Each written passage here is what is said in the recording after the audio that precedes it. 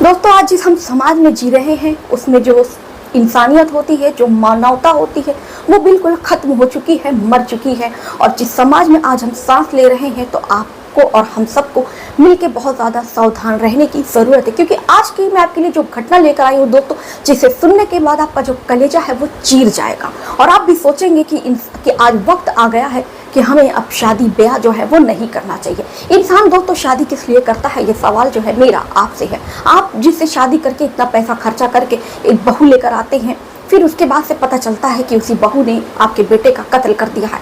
सारे परिवार की जो उम्मीदें हैं सब खत्म हो जाती हैं। अभी दोस्तों पिछले हफ्ते आपने लगातार 4 मर्डर देखा था और 4 मर्डर में दोस्तों बात जो थी बिल्कुल कॉमन थी, उसमें नाजायज संबंध था। इसी तरह की मैं आपके लिए फिर जो एक घटना लेकर आई हूँ, जो समस्तीपुर बिहार के जिले में जो घटना घटित हुई है, जिसने पूरी इंसानियत को शर्मसार कर दिया। और ये जो लड़की थी कहीं मुस्कान शर्मा से और सोनम से बिल्कुल 10 हाथ आगे निकली।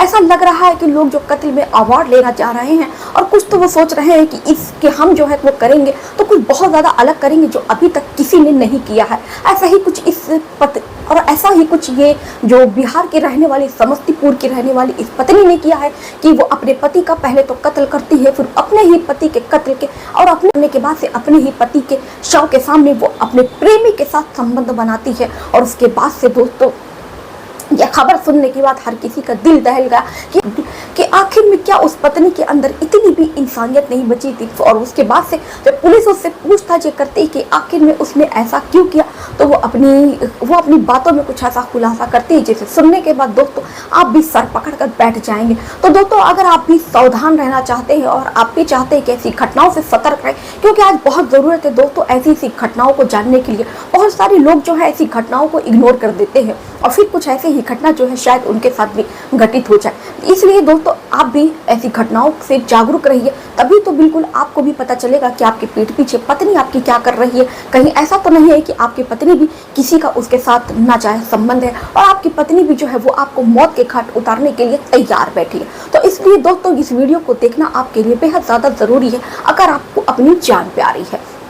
तो चलिए दोस्तों इस घटना की शुरुआत करते हैं। आदाब, शक्ति का नमस्कार, हाजिर में फिर एक बार आप लोगों के साथ। उम्मीद है हाईवे क्राइम तक की फैमिली अच्छी होगी, स्वस्थ होगी, मस्त होगी, अपना ख्याल रख रही होगी। इस घटना का जिक्र करूं दोस्तों इससे पहले आप लोगों से एक छोटी सी गुजारिश है कि चैनल पर नए हो तो चैनल को सब्सक्राइब कर लो, वीडियो को लाइक कर दो, बेल आइकन को क्लिक कर दो। आप चाहते हो कि मैं अपनी वीडियो में आप लोगों का नाम लूँ तो आप मेरा वीडियो कहाँ से देख रहे हैं, अपने ज़िले और अपना नाम जो है कमेंट में करके बताइएगा। हम अगली वीडियो में आपके नाम के साथ साथ आपके ज़िले का के नाम जो है वो अवश्य लेंगे कि आप हमारा वीडियो जो है वो कहाँ से देख रहे हैं। और अगर दोस्तों आप कोई हमें सुझाव देना चाहते हैं और अगर आप चाहते हैं कि मुझे अपनी वीडियो में कोई सुधार करना चाहिए जिस पर आपको लगता है कि मुझे उसमें सुधार की आवश्यकता हो, या मेरे बोलने के तरीके में या मेरे वीडियो बनाने के तरीके में, तो आप जो है अपना एक प्यारा सा कमेंट करें, क्योंकि हम आपको अपने सब्सक्राइबर नहीं मानते हैं बल्कि हम आपको अपना एक छोटा सा परिवार मानते हैं। तो चलिए दोस्तों इस घटना की शुरुआत करते हैं। दोस्तों दरअसल ये जो घटना है वो बिहार में एक ज़िला पड़ता है समस्तीपुर की ये घटना है। समस्तीपुर का रहने वाला जिसका नाम सोनू होता है और उसकी पत्नी का नाम स्मिता होता है। दोनों बहुत हंसी खुशी प्रेम से अपना जीवन जो है वो व्यतीत कर रहे थे। तभी उनके जीवन में एक नई खुशियाँ आती हैं। सोनू को एक बेटा पैदा होता है, बहुत ज़्यादा खुशियों का माहौल होता है। पहले जो सोनू था वो फेरी का काम करता है, लेकिन उसके बाद से उसको इतनी आमदनी नहीं मिलती क्योंकि अब उसको बच्चा हो गया था और काम जो था बहुत ज़्यादा मेहनत का था। तो इसलिए सोनू जो होता है वो ये काम छोड़कर फिर वो ऑटो ड्राइवरी का काम करने लगता है। खुद का वो एक ऑटो लेता है और वो चलाता है और जो भी उसे मजदूरी मिलती है वो सारी मजदूरी अपनी पत्नी के हाथ में दे दिया करता है। पत्नी भी उसकी बहुत अच्छी थी, घर परिवार की जिम्मेदारियां जो थी वो बहुत अच्छे से निभाती थी। अब जो बेटा है वो बड़ा होने लगता है, 5 साल का उसका बेटा हो जाता है। माँ जो थी वो पढ़ी लिखी नहीं थी और जो सोनू थे वो भी पढ़े लिखे नहीं थे, लेकिन वो चाहते थे कि उनका बेटा जो है वो नहीं चाहते थे कि उनका बेटा भी आगे चलकर मजदूरी करे। वो चाहते थे कि वो तो नहीं पढ़ पाए लेकिन वो मेहनत मजदूरी करके वो कैसे भी करके वो अपने बेटे को पढ़ाएंगे ताकि उनका जो बेटा है वो पढ़ लिख कर बड़ा आदमी बने, पढ़ा लिखा आदमी बने, अफसर बने। इसीलिए सोनू जो है अपनी पत्नी से स्मिता से कहते हैं कि देखो मैं नहीं चाहता कि जिस गरीबी से हम लोग जूझ रहे हैं, और मैं नहीं चाहता कि मेरा बेटा भी जो है वो इसी गरीबी से जूझे। हूँ कि अपने बेटे को पढ़ाऊँ लिखाऊँ और एक अच्छी शिक्षा दिलाऊँ, और मेरा बेटा जो है वो पढ़ लिख के एक अच्छा इंसान बने, वो एक अच्छी नौकरी करे, मेरी तरह वो मेहनत मजदूरी नहीं करे। मुझे अपने बेटे के लिए रात में भी काम करना पड़े तो मैं अपने बेटे के लिए रात में भी काम करूँगा। अस्मिता कहती है अपने पति से कि दरअसल देखिए जी, बात तो आप ठीक कह रहे हैं, लेकिन दरअसल जो बेटा है उसकी जो किताबें हैं वो इंग्लिश मीडियम में, सारी इंग्लिश टू इंग्लिश है, मुझे उतना कुछ समझ में नहीं आता है, इसलिए मैं उस पर ध्यान नहीं दे पाती हूँ। एक काम करते हैं ना, अगर थोड़े से पैसे का इंतज़ाम हो जाए, हम लोग अपने बच्चे के लिए एक होम ट्यूशन लगवा ले। अब उसके बाद से सोनू जो है, सोनू को अपनी पत्नी की ये बात बहुत अच्छी लगती है। फिर उसके बाद से जो सोनू है वह अस्मिता से कहता है कि ठीक है, मैं तो ड्यूटी पर चला जाया करता हूँ, तुम आज पड़ोस मोहल्ले के लोगों से पूछो क्या उनका कोई बच्चा जो है ट्यूशन पढ़ता है, तो फिर तुम भी एक जो ट्यूशन है, कोई होम ट्यूशन जो है, किसी टीचर को घर पर बुला लो। अब उसके बाद से स्मिता भी जो है फिर वो किसी होम ट्यूशन वालों को तलाश करने लगती है। उसको एक टीचर मिलता है जिसका नाम हरिओम हो तो है। हरिओम को वो अपने बच्चे के ट्यूशन पढ़ाने के लिए जो अस्मिता है वो अपने घर पर बुलाती है। अब जो हरिओम होता है वो सोनू के घर पर रोज़ आता है और उसके बच्चों को ट्यूशन देता है।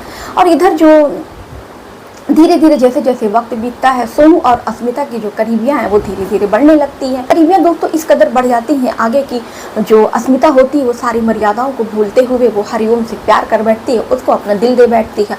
अब दोस्तों कहते हैं ना कि आजकल के प्यार में, आजकल का जो प्यार है कुछ ऐसा है कि जब तक उसमें शारीरिक संबंध ना बने, जब तक उसमें गैर नाजायज संबंध ना हो, तब तक इस संबंध की कहानी जो है वो अधूरी रह जाती है। ऐसा ही कुछ हरिओम और अस्मिता के साथ भी होता है। अब अस्मिता जो है और हरिओम जो होते हैं वो एक दूसरे से फिजिकल होने लगते हैं, और उसके बाद से ये जो सिलसिला है आए दिन चलता रहता है। जब भी हरिओम उसके बेटे को पढ़ाने आता, वो उसके साथ गंदा काम करता, गलत काम करता। एक दिन जो बेटा है उसको देख लेता है और इसकी शिकायत जो है वो अपने पापा से बताता है। वो अस्मिता को समझाते हैं, डांटता है, फटकारता है, लेकिन उसके बाद से अस्मिता जो है फिर भी वो मानती नहीं है। ये जो सिलसिला है लगातार चलता रहता है। फिर इसी तरह जब भी हरिओम उसके घर आता है तो जो अस्मिता है उसके साथ ऐसे ही गंदे काम करती है।